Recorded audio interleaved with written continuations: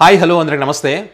టాపిక్లోకి వెళ్ళడానికి ముందు నేను ఏదైతే సర్వే యొక్క వివరాలు చెప్పబోతున్నాను ఈ వీడియోలో వాటికి సంబంధించి ఇది నేను చేసినటువంటి సర్వే కాదు, ఇది ఫేక్ సర్వే అంతకన్నా కాదు, వైసీపీ పార్టీ చేసినటువంటి సర్వే అసలే కాదు. ఈ సర్వే చేసింది ఎవరు అంటే మొన్నటి ఎన్నికల్లో టీడీపీ పార్టీ గెలుస్తుందని చెప్పినటువంటి క్రమంలో మన సర్వే నిర్వహించినటువంటి ఆ వ్యక్తిని తీసుకెళ్లి టీడీపీ పార్టీ సన్మానం చేశారు.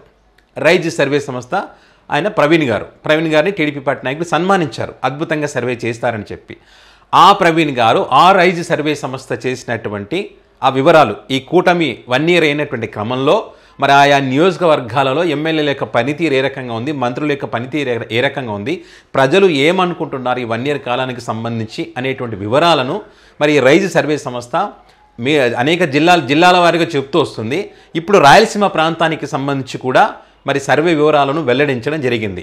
మీకు గత వీడియోలో నేను చెప్పాను, టీడీపీ పార్టీ ఇంటర్నల్గా ఒక సర్వే చేయించింది 175 నియోజకవర్గాలకు సంబంధించి. Red zone, green zone, yellow zone, orange జోన్లో ఎవరెవరు ఉన్నారనే విషయాలు కూడా మీకు గత వీడియోలో చెప్పాను. ఆ వీడియోలో చెప్పినటువంటి క్రమంలో ఇది ఫేక్ సర్వే, వీళ్ళు కావాలని చేసిన సర్వే, పేటీఎం సర్వే అని చెప్పి కొంతమంది కామెంట్ చేశారు. సో వాళ్ళు ఎవరు కామెంట్ చేసినా ఏం చేసినా గ్రౌండ్ రియాలిటీని మనం కాదనలేం. ప్రజల యొక్క అభిప్రాయాలను ఎవరు చెరిపేయలేరు. ఓడించడం గెలిపించడం అనేది ప్రజల చేతిలో ఉంటుంది. వాళ్ళ యొక్క అభిప్రాయాలనే మనం చెప్పేటువంటి ప్రయత్నం చేస్తాం, అంతే తప్పితే ఇక్కడ కావాలని చేసింది ఏమీ కాదు. అదేవిధంగా రైజ్ సర్వే సంస్థ కూడా మీరు కావాలంటే అఫీషియల్గా, కొంతమందికి అనుమానాలు ఉంటాయి కదా, అఫీషియల్గా ప్రవీణ్ గారి మీరు సోషల్ మీడియా వేదిక చూడొచ్చు, ఎక్స్లో చూడొచ్చు, ఇన్స్టాలో వాళ్ళ అఫీషియల్ పేజీలు వెబ్సైట్లు ఉంటాయి కదా, అక్కడ వెళ్ళి కూడా నేను చెప్పింది నిజమా కాదనేది కూడా మీరు అక్కడ వెళ్ళి చూడొచ్చు. సో టాపిక్లోకి వెళ్దాం. రాయలసీమ ప్రాంతంలో 52 నియోజకవర్గాలు ఉన్నాయి. 2019 ఎన్నికల్లో 52 నియోజకవర్గాలు కానీ 49 నియోజకవర్గాల్లో వైసీపీ తిరుగులేని విజయాన్ని సొంతం చేసుకుంది. ఎందుకంటే రాయలసీమ ప్రాంతం, ఆ ప్రాంతం అంతా కూడా జగన్మోహన్ రెడ్డికి కంచుకోట లాంటిది. అలాంటి ఆ కంచుకోట లాంటి ఆ ప్రాంతాల్లో రాయలసీమలో మొన్నటి ఎన్నికల్లో మరి సీన్ రివర్స్ అయింది. ఏ రకంగా 52లో వైసీపీ 7 గెలుచుకుంది, టీడీపీ పార్టీ 45 గెలుచుకుంది. ఆ వైసీపీ గెలుచుకున్నటువంటి అంటే వైసీపీకి వచ్చినటువంటి 11 సీట్లలో ఇక్కడ రాయలసీమ ప్రాంతం నుంచి 7 సీట్లు వచ్చాయి. అవి మీ అందరికీ తెలుసు, ఎక్కడెక్కడ గెలిచారు ఏంటనేది మీ అందరికీ తెలుసు. ఇది Pulivendula, Badvel, Thamballapalle, Aluru, Punganur, Mantralayam, Rajampet.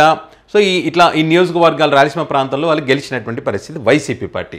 So TDP party 45 చోట్ల ఘన విజయం సాధించిందంటే ఏదైతే వైసీపీ కంచుకోవడానికి బద్దలు కొట్టిందనే చెప్పొచ్చు. మరి అలా బద్దలు కొట్టినటువంటి టీడీపీ పార్టీ 1 yearలోనే సీన్ రివర్స్ అయింది.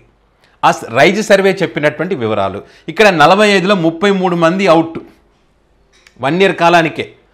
ఇంకా వాటి మీద ఆశలు వదులుకోవాలని చెప్తా ఉన్నారు. 33 మంది, 45లో 33 మంది అంటే ఏ రేంజ్లో వాళ్ళు అవినీతికి పాల్పడతా ఉన్నారు, ఏ రేంజ్లో వాళ్ళకు ప్రజల్లో తీవ్రమైన వ్యతిరేకత ఉందనేది ఇక్కడ ఈజీగా అర్థమైపోతుంది. 45లో 33 అంటే సామాన్య విషయమా?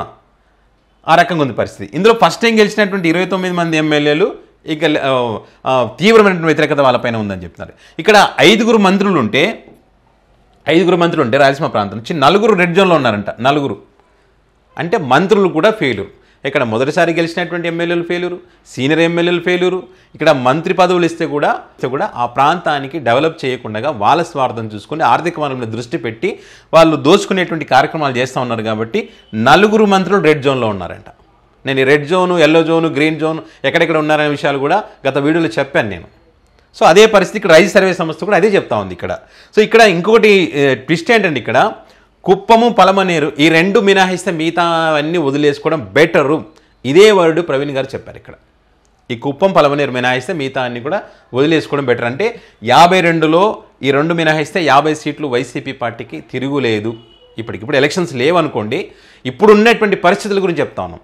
ఎందుకు కొంతమంది అంటే ఇప్పుడు ఎలక్షన్స్ లేవు కదా అని చెప్తా ఉంటారు. సో ఇప్పుడు 1 year పాలనకు సంబంధించి చెప్పేటువంటి ప్రయత్నం. అదేవిధంగా వైసీపీ పార్టీ సిట్టింగ్ ఏవైతే ఉన్నాయో 7 ఎమ్మెల్యేలు ఎవరుతున్నారో అవి 10లం తిరుగులేదు.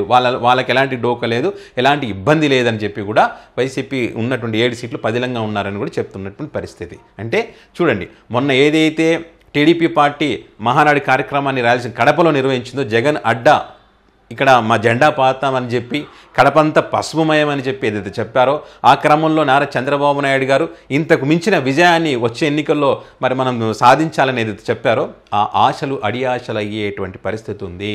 పులివెందులో కూడా మా చేతులకు తెచ్చుకుంటాం, పులివెందులో కూడా జగన్మోహన్ రెడ్డికి వ్యతిరేకత వచ్చింది అని వీళ్ళు ఏదైతే చెప్తా ఉన్నారో ఇది అసలైనటువంటి సీన్. అక్కడ రాయలసీమ ప్రాంతంలో సీన్ రివర్స్ అయింది. సో ఆ విషయాన్ని వీళ్ళు కండువాలేసి పూలదండలేసి పొగిడినటువంటి రైజ్ సర్వే సంస్థ ప్రవీణ్ గారు ఆ ప్రవీణ్ గారు చెప్పినటువంటి వివరాలు ఇవి. మనం చెప్తున్నటువంటి వివరాలు కదా, ఆయన చెప్పినటువంటి వివరాలు కావాలంటే మీరు వెబ్సైట్లోకి వెళ్ళి చెక్ చేసుకోవచ్చు. సో ఇది సీన్. ఈయన రైస్ సర్వే సంస్థకు సంబంధించి అంతకుముందు వేరు జిల్లాలకు సంబంధించి కూడా ఉభయ గోదావరి, విశాఖ, ఉత్తరాంధ్ర వాటికి సంబంధించి కూడా చెప్పడం జరిగింది. సో ఇప్పుడు రాయలసీమ ప్రాంతానికి సంబంధించి అంటే ఇంత వ్యతిరేకత రావడానికి కారణాలు ఏంటంటే వాళ్ళ పనితీరు సరిగా లేకపోవడం, వీళ్ళు ఇచ్చినటువంటి హామీలు అమలు చేసేటువంటి అవకాశం లేకపోవడం. కొంతమంది అంటారు ఇప్పుడు తల్లికి వందనం ప్రకటించారు కదా, వేస్తూ ఉన్నారు కదండి, అందులో కూడా చాలా అవకతవకలు ఉన్నాయనేటువంటి ఆరోపణలు వస్తూ ఉన్నాయి. వీళ్ళు చెప్పింది ఒకటి, చేస్తుంది ఒకటి, ఇస్తున్నది ఒకటి. అందులో కూడా ఆ అకౌంట్ నెంబర్లు సేమ్ అకౌంట్ నెంబర్లు ఉన్నాయి. ఆధార్ కార్డు విషయంలో కూడా చాలా అవకతవకలు ఉంటున్నాయి. ఒకే వ్యక్తికి ఎక్కువ డబ్బులు పడినట్టుగా అంటే రకరకాల ఆరోపణలు అయితే తల్లికి వందనం పథకం మీద వస్తూ ఉన్నాయి. అదేవిధంగా లిక్కర్ అనుకోండి, దోచుకోవడాలు అనుకోండి, ఆలగడ్డ ప్రాంతంలో భూమి అఖిలప్రియకి సంబంధించి అనుకోండి, శ్రీకాళహస్తిలో మరి బొజ్జల సుధీరెడ్డి గారికి సంబంధించి అనుకోండి, ఆదినారాయణ రెడ్డి గారు అనుకోండి, ఇట్లా ఆ రాయలసీమ ప్రాంతంలో అనేక మంది ఎమ్మెల్యేలపైన తీవ్రమైనటువంటి వ్యతిరేకత వస్తున్నటువంటి పరిస్థితి. సో అనేక కారణాల వల్ల వీరంతా కూడా రెడ్ జోన్లకు వెళ్తూ ఉన్నారు. మళ్ళీ గెలిచేటువంటి అవకాశం లేదు. సో ఆ పలమనేరు, కుప్పం మినహాయిస్తే మిగతాది వదులుకోవడం బెటర్ అనే విషయాలు మరి రైజ్ సర్వే సంస్థ చెప్పడం జరిగింది. సో మరి ఈ సర్వే సంస్థ చెప్పినటువంటి విషయాల్లో మీరు దీంతో ఏకీభవిస్తారా? నిజంగా రాయలసీమ ప్రాంతంలో 52 నియోజకవర్గాలు ఉన్నటువంటి క్రమంలో అందులో ఏ ఎమ్మెల్యే యొక్క పరిస్థితి ఏ రకంగా ఉంది? నిజంగానే వ్యతిరేకత ఉందా, లేకపోతే అద్భుతంగా వాళ్ళు ప్రజలకు అందుబాటులో ఉండి ప్రజల కష్టాలు, ప్రజల సమస్యలు పరిష్కరించే దిశగా మరి వాళ్ళు ఉన్నారా అనే విషయాలను కామెంట్ రూపంలో తెలియజేయండి.